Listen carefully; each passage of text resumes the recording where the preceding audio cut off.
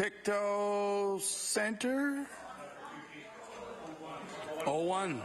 Lots of time. Go for it. Where is it? Anybody? Maybe. Mr. Speaker. Mr. Speaker, our responsibility as MLAs is to represent people who have given us the honour to sit in this chamber. Standing Committee on Law Amendments is an important place to hear the views of Nova Scotians. Katie O'Hearn wanted to share her views about Bill 75 and law amendments. She followed all the rules, but she was denied her right to speak her mind. Sadly, Katie was just one of 300 Nova Scotians that this Liberal government didn't care enough about to make time to listen to. Mr. Speaker, this government owes those 300 people an apology. This government has failed them. Thank you, Mr. Speaker. Thank you very much for those thoughtful member statements. We will now move on to oral questions put by members to ministers. The Leader of the Official Opposition. Thank you, Mr. Speaker. Before the last election, when he was running for Premier, the now Premier said in this House, and I quote, "In order for an agreement to have any kind of substance, both the employer and the employee have to feel valued at the end of the day when that agreement is finished." Mr. Speaker, later today, the Premier will impose a contract on 9,300 hard-working teachers. My question to the Premier is this: how can the Premier repair his broken relationship with the province's teachers when there is obviously so little hope of working together now? The Honourable Premier. Mr. Speaker, I want to thank the Honourable for the question. I want to remind him that we had 3 tentative agreements negotiated with 2 different executives of the Nova Scotia Teachers Union, Mr. Speaker. We were at the bargaining table when work rule began. We had an agreement that was agreed upon and actually recommended by the executive to its membership. We were hoping that agreement would be ratified. It was not, Mr. Speaker. It's clear that working the rules have an impact on our students. This piece of legislation will allow, Mr. Speaker, for teachers to continue to get back in their classroom to teach, and also allow teachers to respond and hear their voices so that we can hear from them, Mr. Speaker, to continue to make classroom improvements. The Honourable Leader of the Official Opposition on his first supplementary. Mr. Speaker, I'd like to remind the Premier that there were 3 different successful lawsuits against 2 different governments that tried to do exactly what he's doing, costing them hundreds of millions of dollars, Mr. Speaker. Mr. Speaker, no wonder broken glass voters groups are popping up in all the Liberal constituencies in the province. They know that the government saved a lot of money on Friday when the teachers took their one-day strike, Mr. Speaker. In fact, there are some estimates that the government saved about $5 million that day. So can the Premier confirm the amount of money that the government saved when the teachers were on their one-day strike? The Honourable Premier. Mr. Speaker, somewhere around $3.4 million that day. The Honourable Leader of the Official Opposition. Well, Mr. Speaker, many Nova Scotians would like to see that money put back into our classrooms in new investments rather than just pocketed by the government, Mr. Speaker. In fact, many teachers have been asking that that money go into classroom improvements for things like more EAs, Mr. Speaker, or real class caps. That's a lot of money, Mr. Speaker. I would like to ask the Premier, as one way of making something good come from this mess that he's created, will he commit right now to taking that money and make new investments in our classrooms for things like more EAs? The Honourable Premier. Mr. Speaker, I want to thank Don for the question. I want him to know the piece of legislation in the forum has $20 million associated with it, Mr. Speaker, on top of the fact it's not for a committee, Mr. Speaker. The Honourable Member knows better than that, and he should stop sending the rhetoric around the province. So that money is there actually to make a difference in classrooms across this province as we continued, as we replace the $65 million that was cut by the former government. But I do want to respond to the question, Mr. Speaker, that $3.4 million, we've asked the Department of Finance to clarify the amount, and it will go to the student grant programs, Mr. Speaker, that are across this province, and it will go to the student body across this province. The Honourable House Leader. Pardon me, Leader in the House for the New Democratic Party. Thank you. My question is to the Premier also, Mr. Speaker. Mr. Speaker, the Premier keeps telling us that he is listening to teachers. Well, Mr. Speaker, there's thousands of teachers came to this House to be listened to. And they came from around Nova Scotia, they rode on buses for hours, and they were disappointed that the Premier chose to run off without hearing them. Mr. Speaker, I hope that over the weekend the Premier has had a chance to do some soul searching, and I'd like to ask the Premier again, if he's listening to teachers, why is he moving forward with this bill? The Honourable Premier. Mr. Speaker, I want to thank the honourable member for the question. I, like all members of this House, went back to my constituency, had an opportunity to vote across my constituency. Mr. Speaker, and I've heard loud and clear from all Nova Scotians, Mr. Speaker. They want this province to get back to fiscal health. They want us to continue to invest in classrooms, Mr. Speaker. They want to continue to have us listen to teachers, Mr. Speaker. This bill allows for teachers' voices to be heard, and I would encourage the honourable member to stand up and do what he didn't do when he was in government and vote for education. The Honourable Leader in the House for the New Democratic Party on his first supplementary. Thank you, Mr. Speaker. I think it's going to be an interesting evening. Mr. Speaker, one of the teachers was able to speak at law amendments was Ron Nugent. Mr. Nugent is a guidance counsellor, a parent and a neighbour of the member of Waverley Fall River Beaverbank. Mr. Nugent provides support for more than 2,000 kids and says his legislative contract shows no respect for teachers. Mr. Speaker, the member from Waverley Fall River Beaverbank won't return Mr. Nugent's calls or emails. So, Mr. Speaker, I'd like to ask the Premier, will he listen to Mr. Nugent and agree to return to the bargaining table? The Honourable Premier. Mr. Speaker, we continue to listen to teachers across this province. I want to remind the honourable member that the executives that represented Mr. Nugent and all teachers across this province negotiated and settled on 3 tentative agreements that were rejected, Mr. Speaker, by 2 different executives. What we have heard also from parents across this province and from students and, Mr. Speaker, from some teachers, working the rule is impacting their classrooms. This piece of legislation is to end working rule, and it also provides an opportunity for classroom teachers to be heard directly by this government so that we continue to make investments in classrooms and improve the learning and teaching environment. The Honourable Leader in the House for the New Democratic Party on his final supplementary. Mr. Speaker, the teachers who have gathered outside this legislature and the teachers who are able to speak at law amendments are calling on their MLAs to do the right thing for their constituents. The Premier has said that he hopes all members of this House will vote for this bill, but he has not confirmed if it will be a free vote. Mr. Speaker, will the Premier tell the teachers if the members for Waverley Fall River Beaverbank, Halifax Atlantic, Fairview, Clayton Park and Cape Breton Centre will be allowed to vote their conscience on this heavy-handed legislation? The Honourable Premier. Mr. Speaker, I want to thank the honourable member for the question. I want to assure the honourable member that every member of this government's conscience is clear every time we invest in public education and reinvest what that member took out of public education. There's one thing anyone on this side of the House, Mr. Speaker, will not take a lecture from that group that continue to assault classrooms across this province. At every opportunity they had, Mr. Speaker, we have reinvested in classrooms. Mr. Speaker, have we missed the mark at times, Mr. Speaker? Obviously we have. This piece of legislation will allow classroom teachers to have their voice heard. The Honourable Member for Pictou Centre. Thank you, Mr. Speaker. Mr. Speaker, my question is for the Minister of Education. When it comes to making meaningful improvements in classrooms, this government believes the committee is the answer to everything. Instead of taking real action on inclusion, this government has, as predicted, proposed another committee. Question to the Minister, why did the Minister strike a committee instead of setting goals for inclusive education and working to achieve them? The Honourable Minister of Education. Thank you, Mr. Speaker. Thank you to the member for the question. One of the things that this legislation does, which has never happened in the history that I know of, is we have classroom teachers sitting around a table making decisions, and that's what classroom teachers want, and that's what we have. The Honourable Member for Pictou Centre. Mr. Speaker, teachers and parents are the hands-on experts when it comes to supporting students with special needs. They are key stakeholders in ensuring the classroom experience for students allows them to reach their full potential and get the learning experience they deserve. My question to the Minister, why did the Minister specifically exclude teachers from the Commission on Inclusive Education? The Honourable Minister of Education.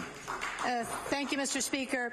Mr. Speaker, we recognize that teachers are in some challenging situations. They have children with very special needs. They certainly need supports. They need professional development. They need training so they can best respond to those students' needs. The whole review of inclusion will very much depend on hearing from teachers, hearing from parents, and hearing from anyone who has ideas about how we can best meet the needs of all of the students in our class. The Honourable House Leader for the New Democratic Party. Thank you, Mr. Speaker. I'm not sure how committed the Premier is on negotiating with public sector workers in a fair manner. We see the ramification of his hardline approach with teachers, which has led to the first ever teacher strike in 122 years. Reaching an agreement between the government and union takes a commitment from the government to work in a fair and respectful manner.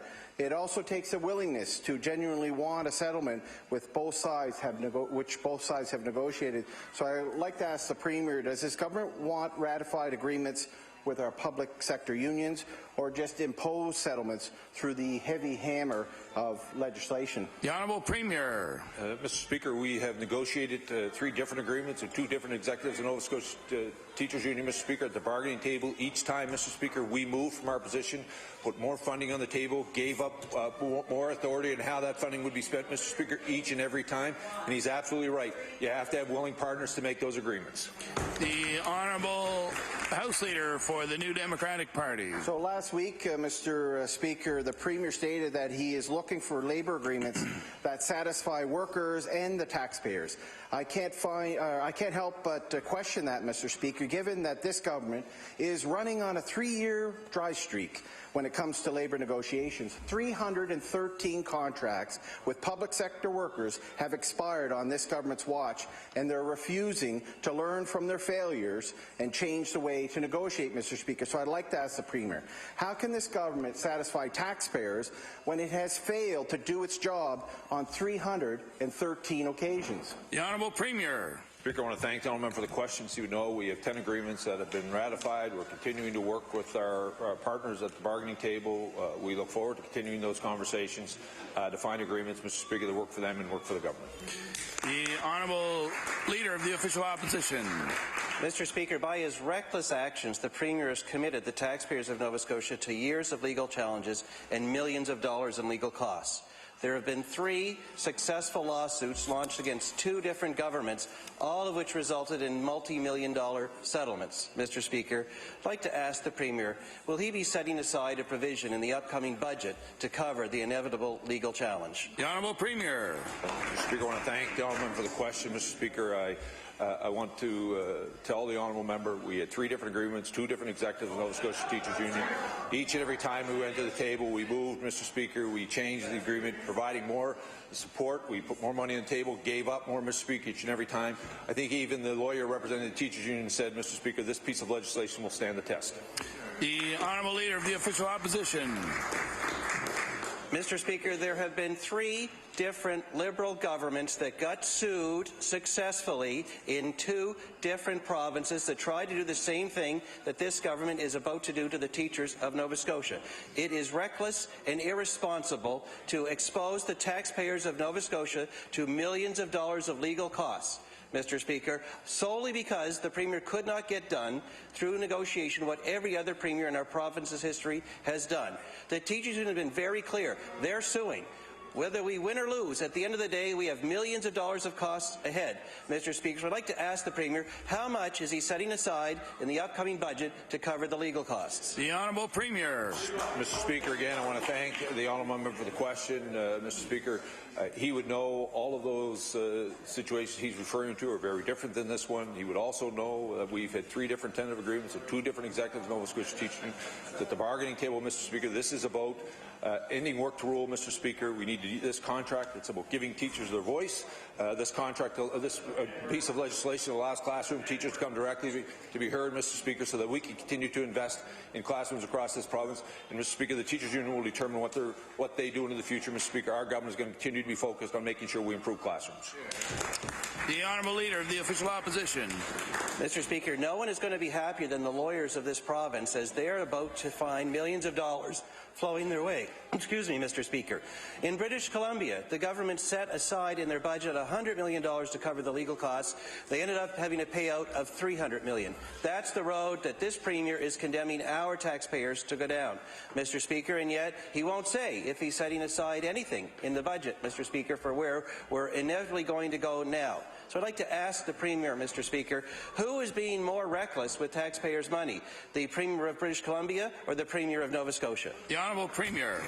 Mr. Speaker, I want to thank the honourable member for the question, Mr. Speaker. My job is to be the Premier of the province of Nova Scotia. We've continued, Mr. Speaker, to invest in education, continue to make a difference, Mr. Speaker. Obviously, I've said we've missed the mark in some places. I've heard very loud and clear from teachers across this province. The union supported every decision that we made in the investments going into classrooms, but obviously classroom teachers felt that we were hitting the wrong spot. That's why this piece of legislation allows teachers' voices to be heard directly by government. We're looking forward to continuing to work with them, Mr. Speaker. There is money in this piece of legislation to be invested in classrooms. For the first time, we're going to have a conversation about inclusive schools and inclusion, Mr. Speaker. We're prepared to make investments, continue down that road, Mr. Speaker. He can continue to go down and determine whether or not this is going to be fought in future courts and all that stuff.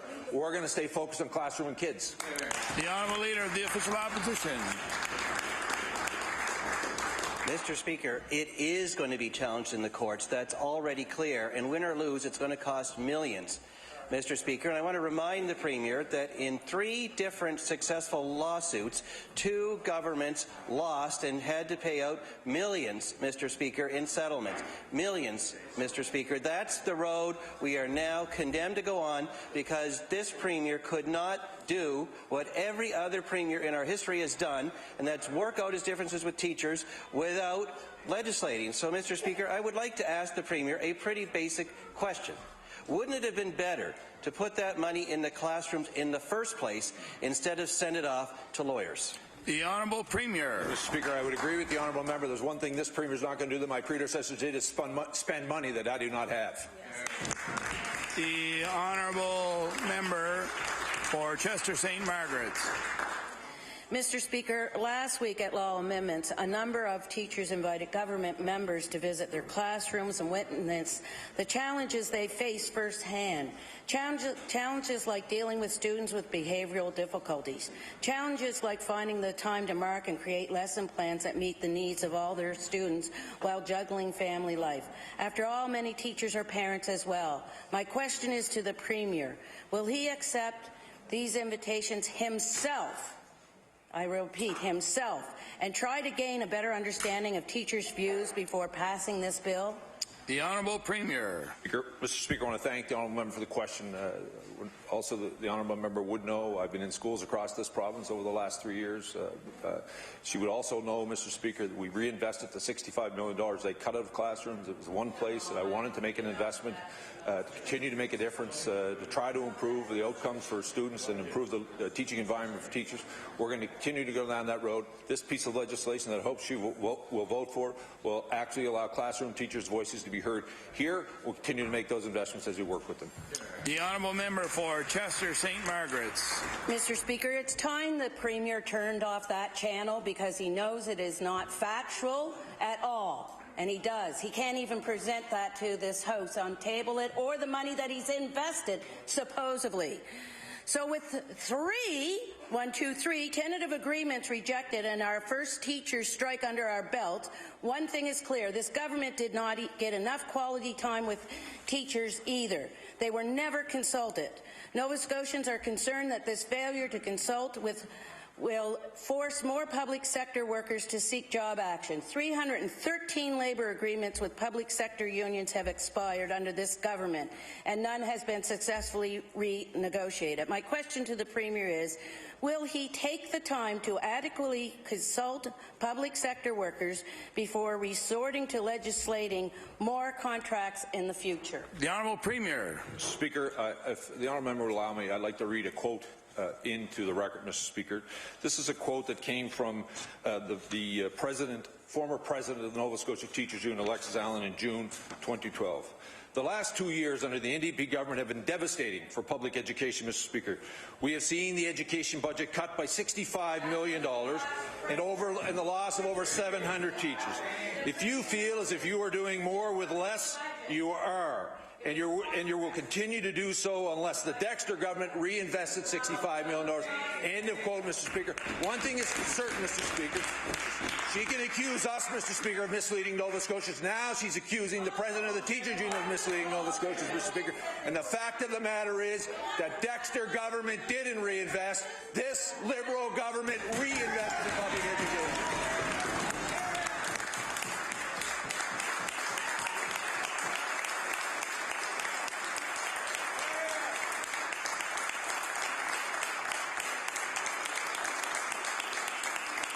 The honourable member for Dartmouth East. Thank you, Mr. Speaker. Thank you, Mr. Speaker. The government has used outside legal counsel for the preparation of Bill 75 and possibly the December bill. My question for the President of the Treasury Board is, what is the total the government has spent on outside legal counsel in preparing for Bill 75 and throughout the dispute with teachers?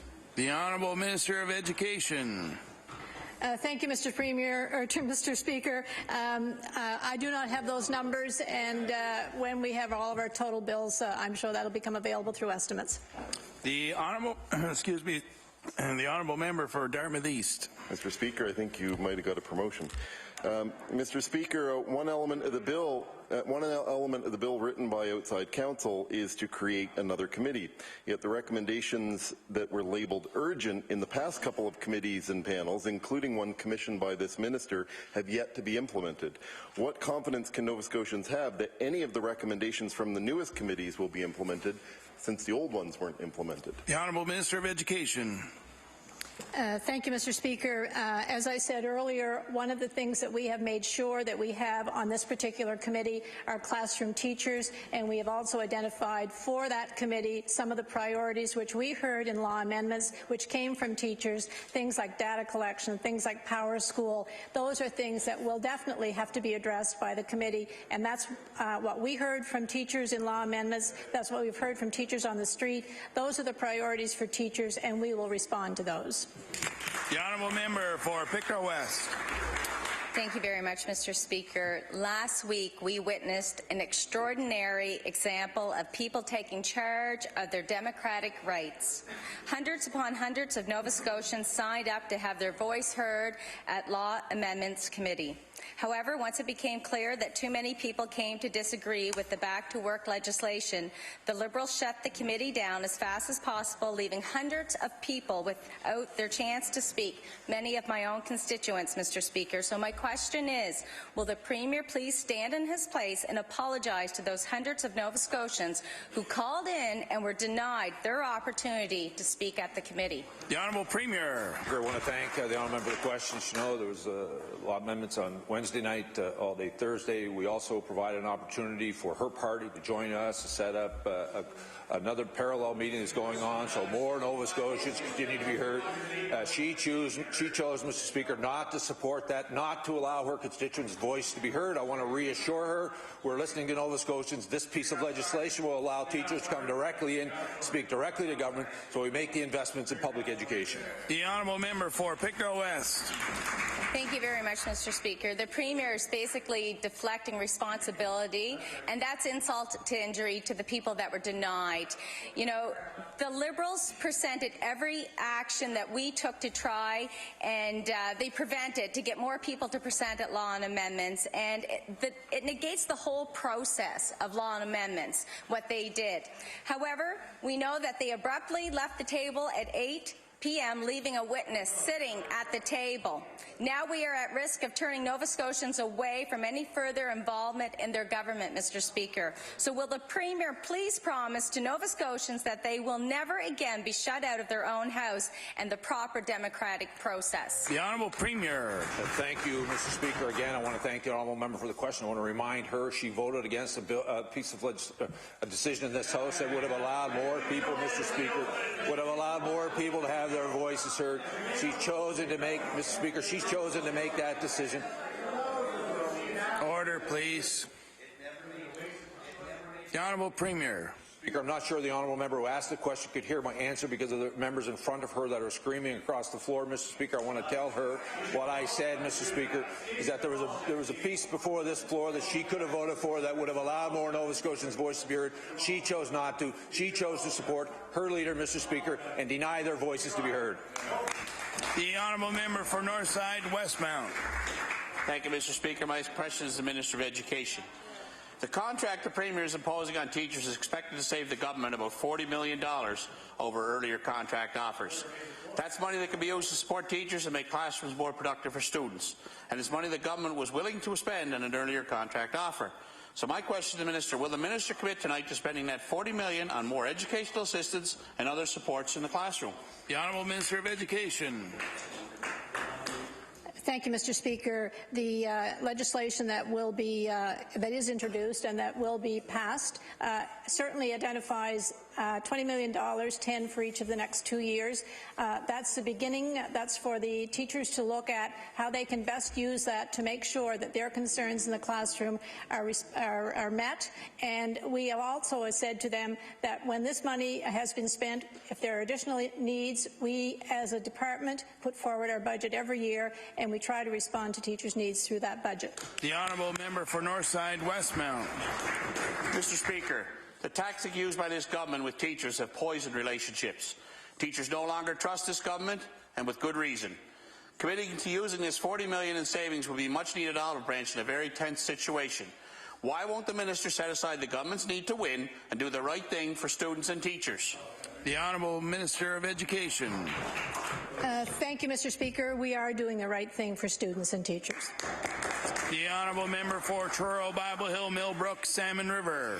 Thank you, Mr. Speaker. My question tonight is for the Minister of Education. Mr. Speaker, thousands of teachers have come to the Province House to tell the Minister what they think of this government's heavy-handed legislated contract. Teachers who spoke at law amendments were very clear that this bill addresses nothing that they actually need. The only thing the Minister has accomplished is creating a more toxic environment in education and a whole new generation of politicized, energized, and angry teachers ready to use their voices and their political might from now on. So, Mr. Speaker, would the Minister please tell me, is she willing to scrap this bill, go back to the bargaining table to negotiate without preconditions with the Nova Scotia Teachers Union? The Honourable Minister of Education. Thank you, Mr. Speaker. What I'm prepared to say to all teachers, all parents, and all Nova Scotians is that we have listened to what teachers have identified as their concerns about working conditions, and we have put a structure in place so they can be addressed. The Honourable Member for Truro, Bible Hill, Millbrook, Salmon River. Thank you, Mr. Speaker. Well, the Minister and the Premier have both claimed ad nauseum that they've been listening to teachers, negotiating in good faith, and that classroom teachers will be on the proposed council. But they neglect to say that superintendents will be choosing those classroom teachers, 9 of them, which means that management will still be in control of the council. And the union representation has been taken down from 4 members to 1. So if the Minister really wants to work with teachers, why has the government been forcing a contract that is punitive to teachers, including a worse wage package and worse payout option for the service award? The Honourable Minister of Education. Thank you, Mr. Speaker. The last time I checked, all teachers were members of the Teachers Union. There will be 9 of them on that committee. That outweighs any other membership on that committee. The Honourable Member for Kings North. Mr. Speaker, my question is for the Government House Leader. On Thursday, February 16th, the government cut off Law Amendments Committee at 8 p.m.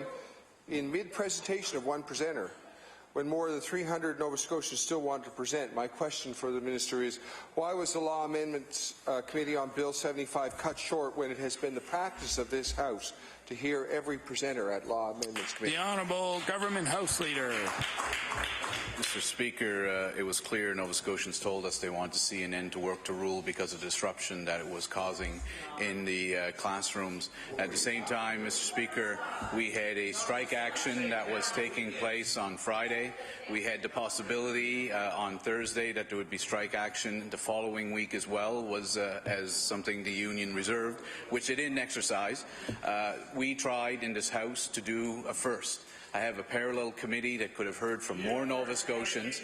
At the same time, Speaker, the opposition could have easily waived some of the notice requirements here in the House on the legislative process, which could have allowed for more presenters. Mr. Speaker, the opposition was clearly more interested in playing games than hearing from Nova Scotia teachers. The Honourable Member for Kings North. Mr. Speaker, this government, to its credit, has gone through extraordinary efforts to hear every presenter on the disability bill now before this House, including arranging remote video feed from other parts of the province. Mr. Speaker, my question for the Minister is, why has such effort been put into hearing every presenter at Law Amendments Committee on the Disability Bill, and why was that not done for Bill 75? The Honourable Government House Leader. Again, Mr. Speaker, it's very clear that Nova Scotians want to see an end to work to rule. We had strike action that took place on Friday. There was a potential of further strike action taking place this week. There was clearly an urgency to have this dealt with. Mr. Speaker, I would urge the member to maybe talk to some of his colleagues who've been around before to maybe tell them what life was like under the Tory government on Bill 68 or what life was like under the NDP government when it came to the paramedics legislation. Mr. Speaker, what happened is not the first time when there's been emergency situations. It's been done by their party in the past. We found options, Mr. Speaker, to be able to allow more Nova Scotians to make presentations. It was very clear that that member and his party were more interested in playing politics than hearing from Nova Scotia teachers. The Honourable Member for Inverness. Well, Mr. Speaker, I'm sure the teachers will be feeling very motivated to volunteer their time after this. Mr. Speaker, this contract had ended in July 2015. Challenges have been developing in classrooms for years. But this government also knew that a new contract would have to be signed years ago. Why hasn't the minister been working to address the challenges in the classroom long ago to avoid what we are seeing now, which is a teaching profession that has lost confidence in this government? The Honourable Minister of Education. Thank you, Mr. Speaker. I did answer a question last week similar to that one. I will give the same answer this week. My first meeting with the provincial executive on election in 2013 was to ask the provincial executive what their main concerns from classroom teachers would be.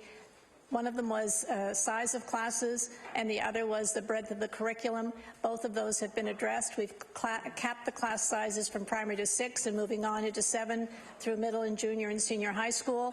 And we have also had teachers in to help us streamline the curriculum so that it would be more manageable. So, Mr. Speaker, we listened. The Honourable Member for Inverness. Well, Mr. Speaker, those are good changes. But, Mr. Speaker, there are many others. And what a lot of people are seeing in this direction by the government right now is that it's just another study. And, Mr. Speaker, people are tired of studies. We hear this all the time. Students, parents, and teachers need decisions. Decisions made after taking the time to sit down and listen and to understand. Why does the government need to do studies, as we see proposed with this bill, when everyone else understands the challenges in the classroom and people have put forward ideas to fix those challenges? The Honourable Minister of Education. Thank you, Mr. Speaker, and I'm pleased to have the member acknowledge that what we've done are, I believe the words were really good changes. They are good changes. No one ever said it was enough. We have to continue. That's why we've listened to teachers. That's why we are putting teachers on a committee that will allow them to give us the direction as to how we spend taxpayers' dollars. The Honourable Leader in the House for the New Democratic Party. Thank you, Mr. Speaker. Mr. Speaker, my question is to the Premier. Mr. Speaker, the Court of Appeals has ruled that the electoral boundaries used in 2013 election violated the Charter of Rights and Freedom. Yet just last week, the Premier said he would be willing to call an election without changing them. His reasoning, Electoral Boundaries Commission would need 2 years to complete its work. But there's a problem. That isn't true, Mr. Speaker. The Commission only needed half that time in 2012. So I asked the Premier, why is this government refusing to update the electoral boundary and that were deemed unconstitutional when an election does not need to be held until October 2018? The Honourable Premier. Speaker, I want to thank the Honourable Member for the question. As you know, that for the courts, they made a ruling. We're looking at that ruling. We're looking at the Acadian community that actually went to the courts, had this ruling. We're going to continue to work with them to find a resolution that goes forward. Mr. Speaker, I want to remind the Honourable Member the ruling he's talking about is one that his government imposed. I want to also remind the Honourable Member what he's talking about is the fact the reason it didn't take so long is because they interfered with it, Mr. Speaker, and ignored what the committee was actually saying. That's why the court ruled against it, Mr. Speaker. And it's really interesting, Mr. Speaker, the Honourable Member wouldn't even run in his own riding, Mr. Speaker, the community they lived in after the new boundary. We will get it right, Mr. Speaker. We've heard from minority groups across this province. The courts have said that, and we're going to do this in a thoughtful way to make sure that it reflects, Mr. Speaker, minority rights in this province and reflects what the courts have said. The honourable member for Queens Shelburne. Well, thank you very much, Mr. Speaker. I ran in 2013 and I won, Mr. Speaker. Mr. Speaker, this government has over a year and a half to figure out this. It has a year and a half to act on the court's ruling and hear from the new Electoral Boundaries Commission before calling an election. Nova Scotians are left to wonder whether their MLA and their electoral boundary will change or not before the next election. This government has no clear plan to address this issue. So I asked the Premier, where is the fire? And why is the government not calling an Electoral Boundaries Commission this week? The Honourable Premier. Mr. Speaker, he's right. He ran, and he's running away from his record when he was in government, Mr. Speaker. The Honourable Member for Pictou East. Thank you, Mr. Speaker. My question is also for the Premier. The Premier has repeatedly said this week that the vote on Bill 75 would be a free vote. So far as Liberal MLAs have toed the party line and voted in favour of this unconstitutional, what's likely unconstitutional legislation. The last and final vote, Mr. Speaker, is coming up soon on this legislation. So I'd just like to ask the Premier, does the Premier still agree this is a free vote, and will he allow his caucus to vote their conscience? The Honourable Premier. Mr. Speaker, I would hope all members of this House would support this piece of legislation, Mr. Speaker, so work the rule can end. We could continue to allow classroom teachers across this province to come in to have their voices heard directly by this government so that we continue to make those investments in classrooms and continue to make improvements, Mr. Speaker. The Honourable Member for Pictou East. Thank you, Mr. Speaker. The Premier has said repeatedly that he has full caucus support.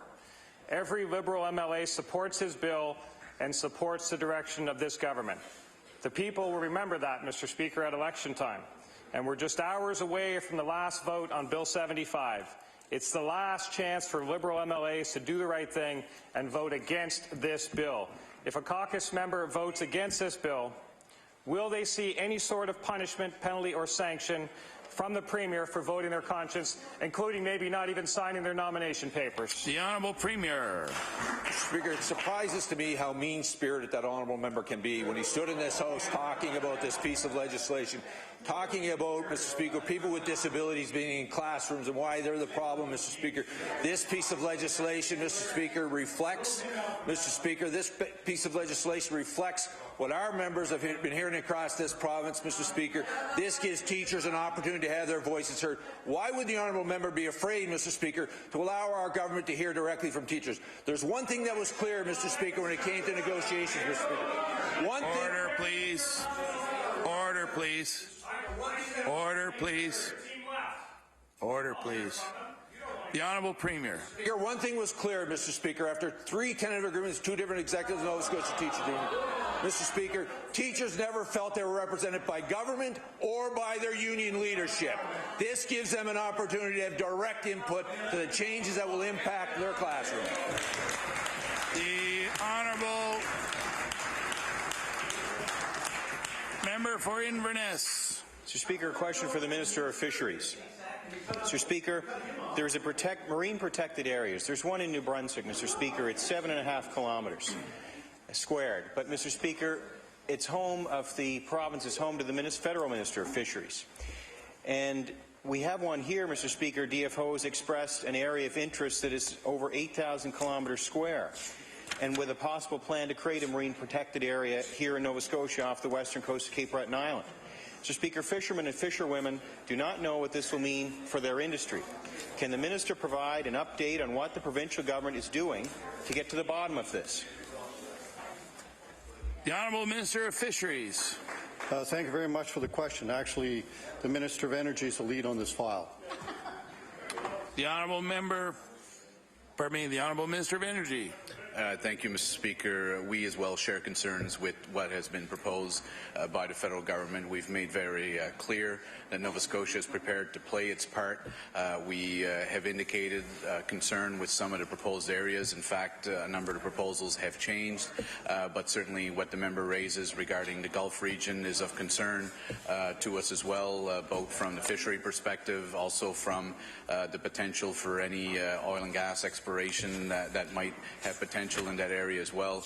We certainly expect there to be much more consultation between the province on that matter, and certainly within all the users of the area in question. The honourable member for Inverness. Mr. Speaker, the industry is currently worth over $70 million. It is a significant portion of our provincial GDP, and of course, as we know, it brings export dollars into our economy. The industry is too important for political musings about its future.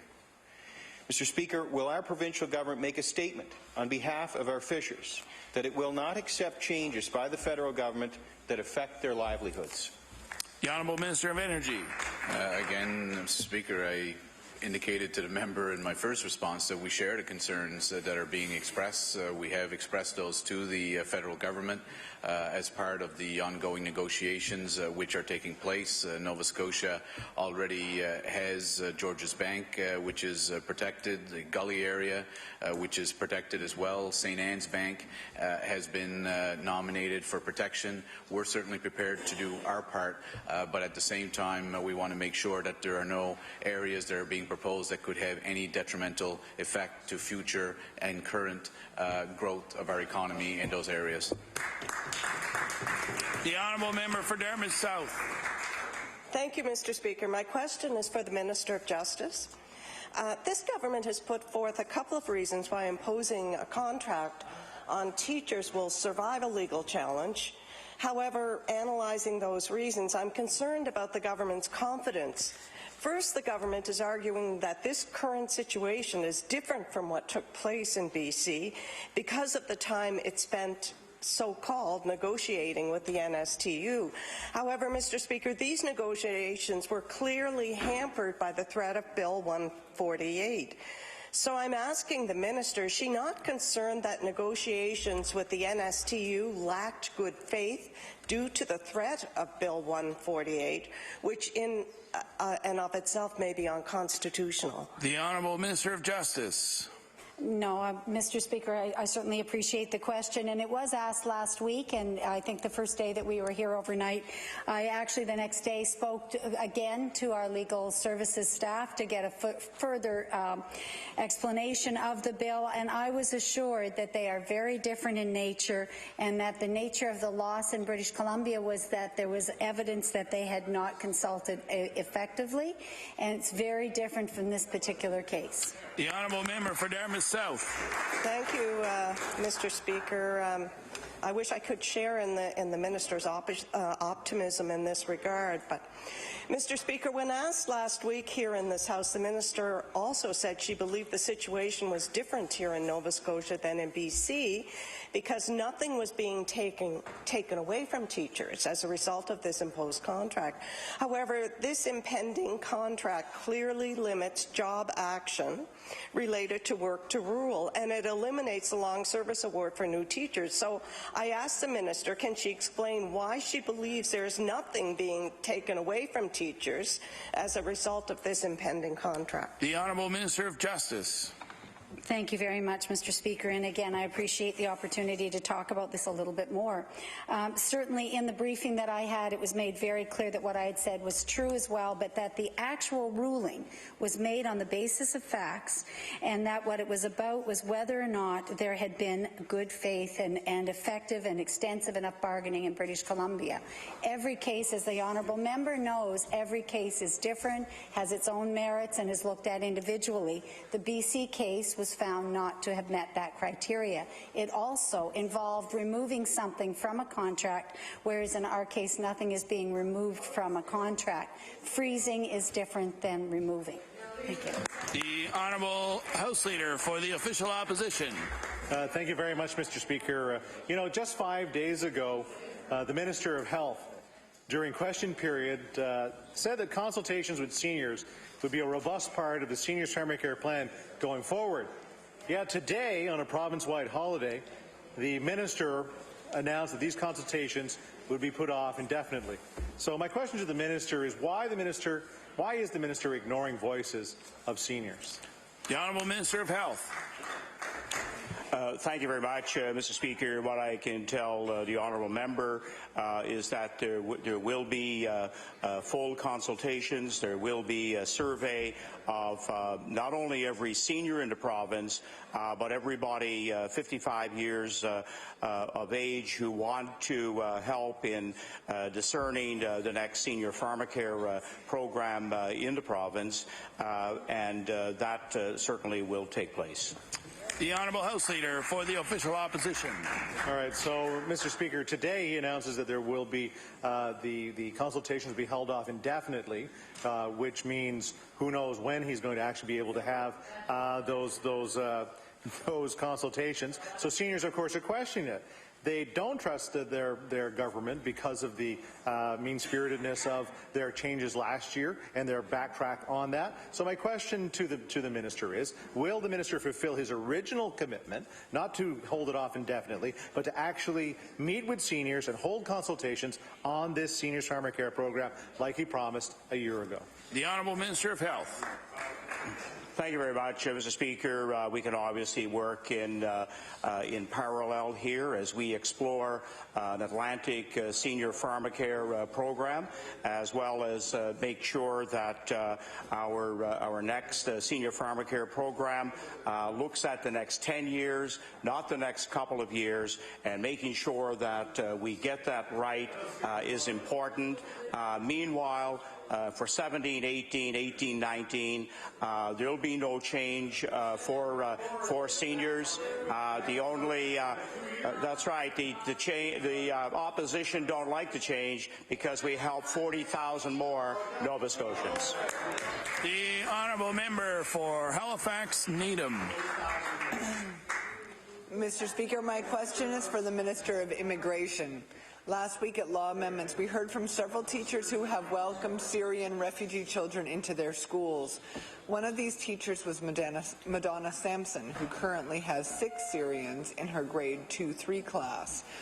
Nova Scotia's teachers have not been given extra training or resources in response to the increase in Syrian refugees.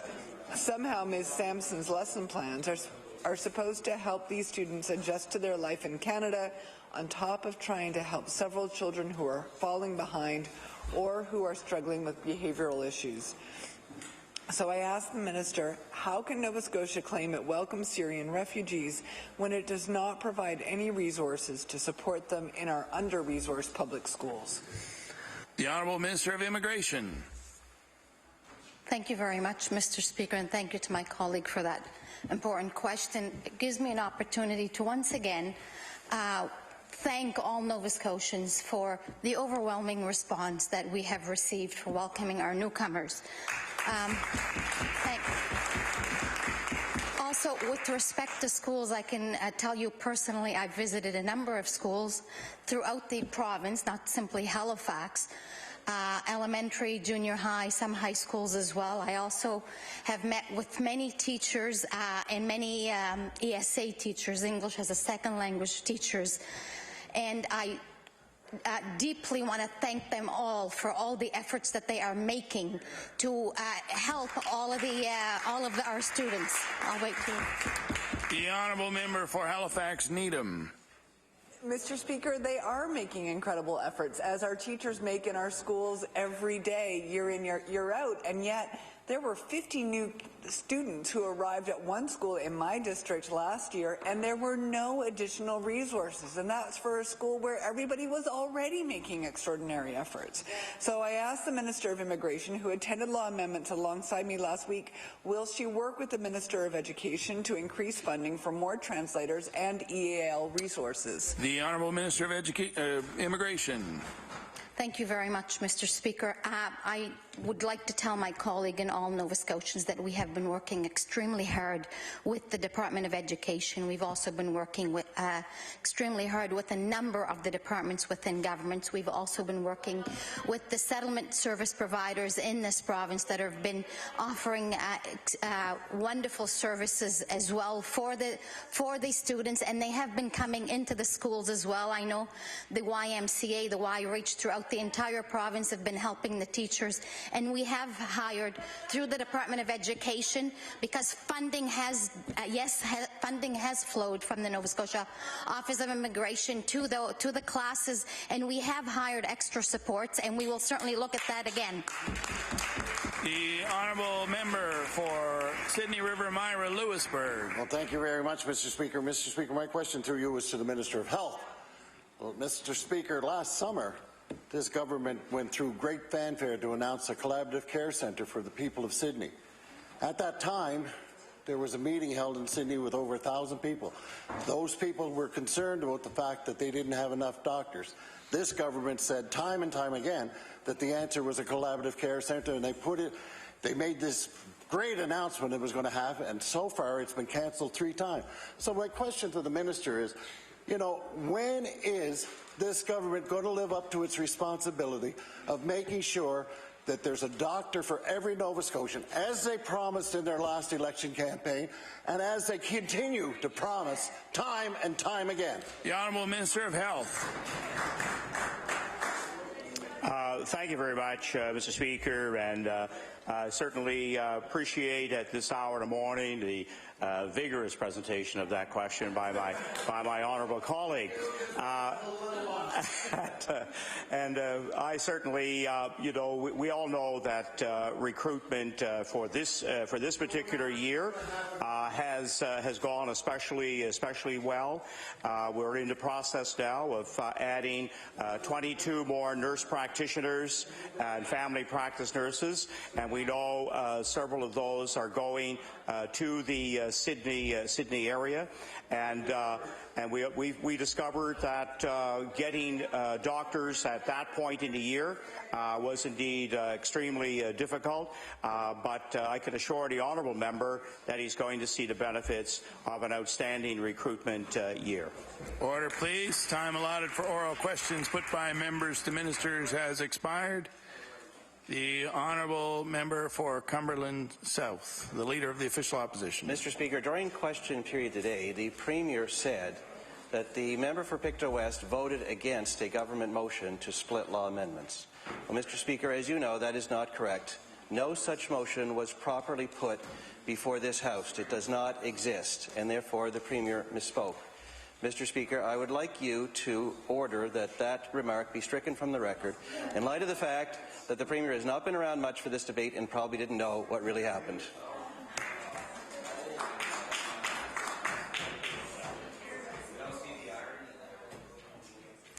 I'll take that point of order under advisement. The Honourable Government House Leader.